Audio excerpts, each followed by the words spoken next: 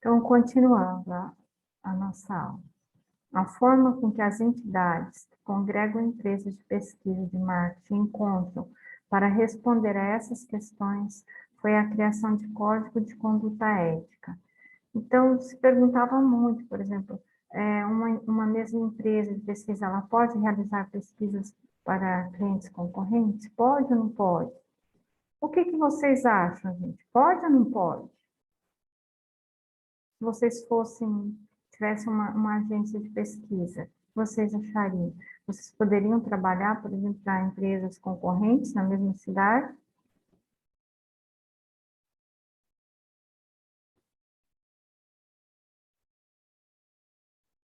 Um estudo realizado com 254 pesquisadores de marketing revelou que 33% consideram a integridade da pesquisa o problema ético mais difícil a ser enfrentado. Então, a integridade, o guardar os dados da pesquisa que foi encomendada somente para ela, não deixar vazar nada, que nenhum funcionário, por exemplo, coloque em risco a pesquisa, a ética mesmo, como que eu vou dizer, cuidar de cada pesquisa unicamente, né? Como cada uma fosse ali um filho único, todos os cuidados possíveis. Não se falar sobre outra, não misturar dados, não fazer comparações, nada disso. Cada pesquisa é única e deve receber todos os cuidados.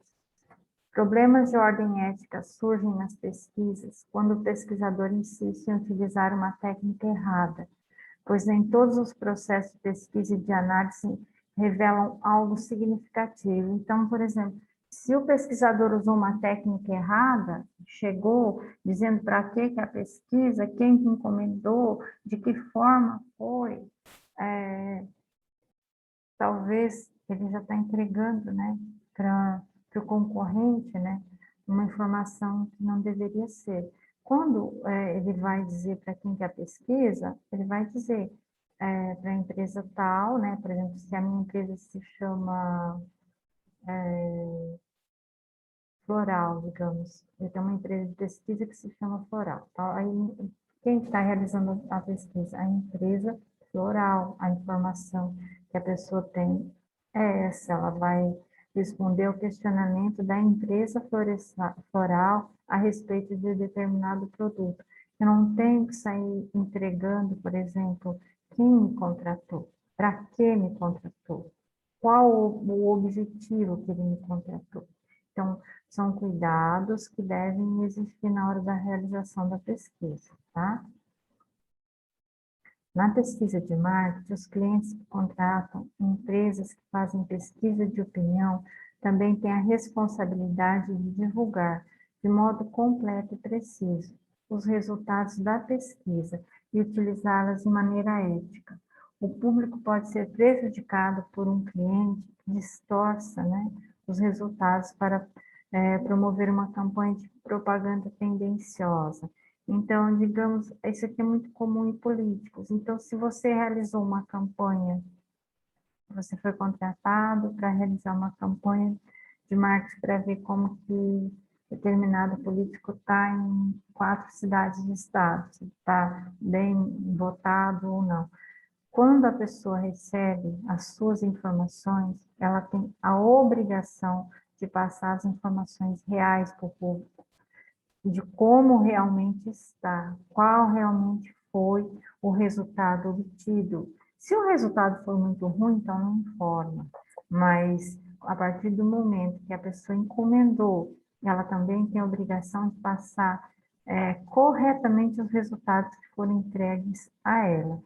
Porque se, por exemplo, se eu vou fazer uma pesquisa em Palmas sobre um loteamento, digamos, um loteamento novo aqui na capital, eu vou fazer entrevista com possíveis, né, pessoas que vão comprar, que tenham condições financeiras, né, um público-alvo para adquirir. Se no meu resultado for um número muito ruim, que as pessoas não vão se interessar, e a pessoa, porque eu quero lançar esse novo jardim, digamos assim, esse novo espaço, né, de lotes para vender, aí eu distorço as informações. eu vou colocar em público que vai ser muito procurado e que muitas pessoas já estão interessadas. Eu estou fazendo o quê?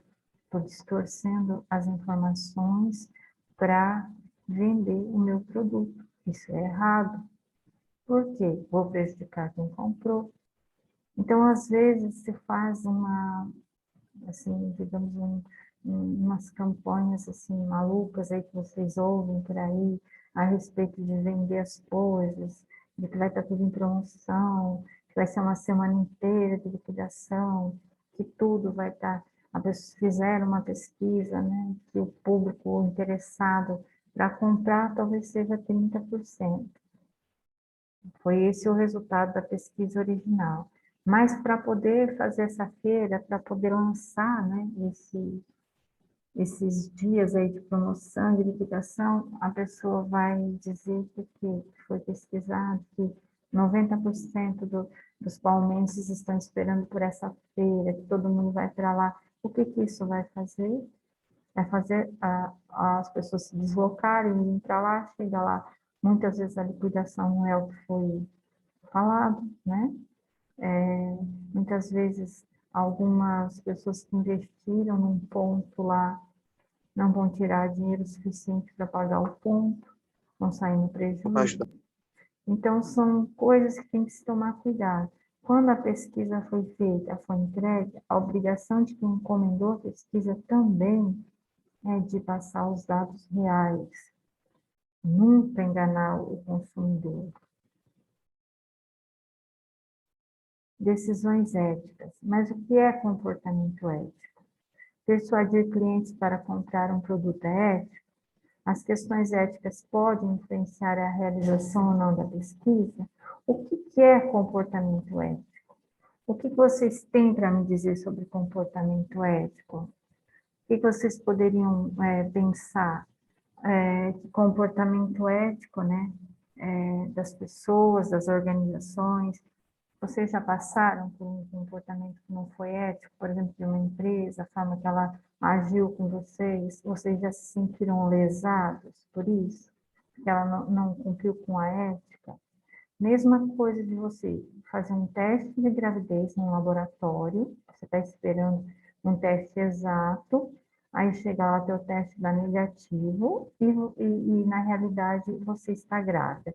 Qual que foi a tua decepção com essa empresa, né, com o comportamento? Ela teve ética na realização do teste? Se ela te deu um exame negativo e um teste que era para ser positivo, o que aconteceu? Você não vai ter confiança nessa empresa nunca mais, porque a teu ver ela errou. E onde ela errou, ela não teve um comportamento ético, por exemplo, para chegar para você na sequência, no dia seguinte, e dizer, olha, os exames foram trocados, né? Você ficou com o exame de outra pessoa. O que é isso? Falta de ética. O comportamento ético é entregar para o cliente aquilo que o cliente espera, né? Respeitar, sempre pensar, sempre olhar o cliente com bons olhos, sempre tratá-los, né, da melhor forma possível, sempre respeitando seu público, respeitando seu cliente, né? Persuadir clientes para comprar um produto é ético? Não, gente, não é ético. A gente vê muitas empresas fazendo isso. A gente vê muito vendedor que aí diz assim, bateu a meta no final do mês, mas ninguém viu o que a pessoa fez para bater metas. Ela deixou de passar informações a respeito do produto, ela deixou de falar a margem de juros que vai ter em cima do produto, ela deixou de falar, por exemplo, que o produto na cor que a pessoa quer não tem mais, depois que a pessoa fechou a compra, que ela foi informar que ela não sabia, ela sabia, mas ela está mentindo. Então, não é adequado, não é certo persuadir o cliente. As questões éticas podem influenciar a realização ou não da pesquisa? Podem sim, podem muito influenciar. Quando se faz uma pesquisa tendenciosa, quando as pessoas já levam, tentam fazer com que você responda aquilo que ela quer. Isso não é ético. Então, vai influenciar, sim, na realização da pesquisa. Situações que colocam a ética à prova. O uso de pequenas amostras pode tornar o resultado pouco confiável. Então, se você pegou, por exemplo, para fazer uma pesquisa que necessitava 50 pessoas, a resposta você fez com 5, provavelmente o teu resultado não vai ser confiável. Então, falta ética tua, porque você pegou uma pesquisa para fazer, para realizar, e você tem a obrigação de realizá-la adequadamente. Os arredondamentos e as percentagens distorcidos podem afetar os resultados? Podem. Pensa na nota de vocês. Se para passar é 7, você tem 6,8, vai fazer diferença ou não vai? O arredondamento. Se eu, em vez de arredondar para 7, arredondar para 6,5, não vai te ferrar? Pensa numa pesquisa, numa grande pesquisa, se o arredondamento também não pode fazer diferença. As percentagens distorcidas também, deu 33%, eu erro e coloco 3%. Não vai influenciar? Vai. Então, podem afetar os resultados. O supor não é científico. Eu suponho isso na pesquisa. A gente não tem que supor nada, a gente tem que provar. Provar através do quê? Através da metodologia que foi utilizada, através do que se buscou. Então, perguntas tendenciosas, gráficos enganosos interferem no processo de pesquisa e geram imprecisão das informações, invalidando seu uso pelo tomador de decisões.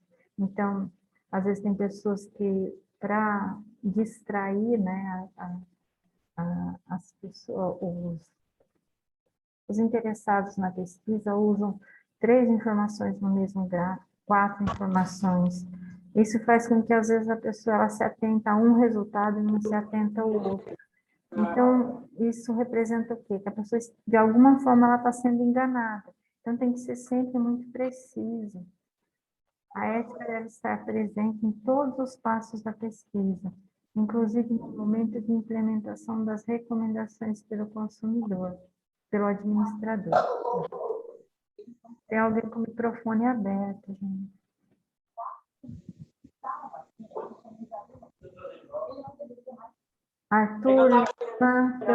Arthur, teu microfone está aberto.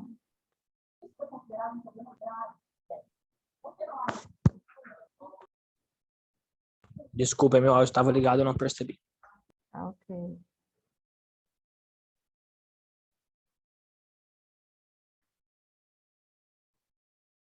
O Marcelo mandou uma colaboração aqui, deixa eu ler para vocês.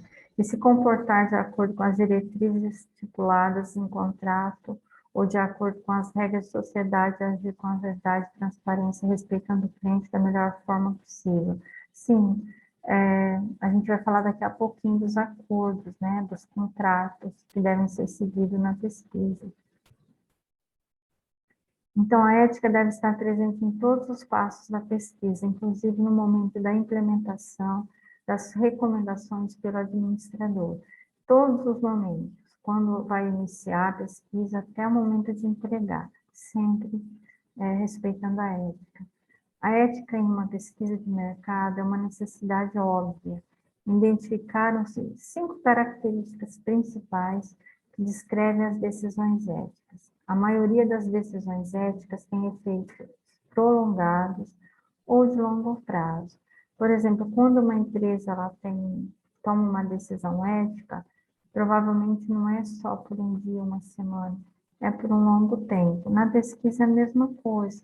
A ética que é exigida numa pesquisa e que o cliente toma conhecimento de que a empresa é uma empresa ética, ela respeita os clientes, ela não passa informações, ela se mantém, tenta atingir todas as metas traçadas, né?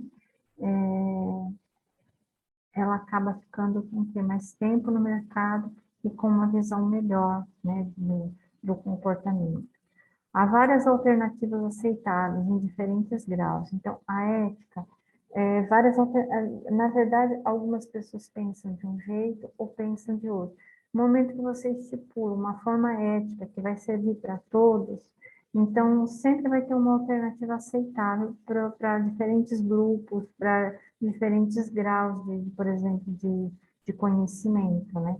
Se todos têm que entregar, por exemplo, a atividade no dia 27, é ético o quê? Que eu respeite que todos tenham o mesmo direito. Eu não tenho que privilegiar ninguém, que o direito é igual para todos. Tem resultado tanto negativo como positivo, dependendo do ponto de vista do avaliador? Sim. Por quê? Porque nem todos vão concordar.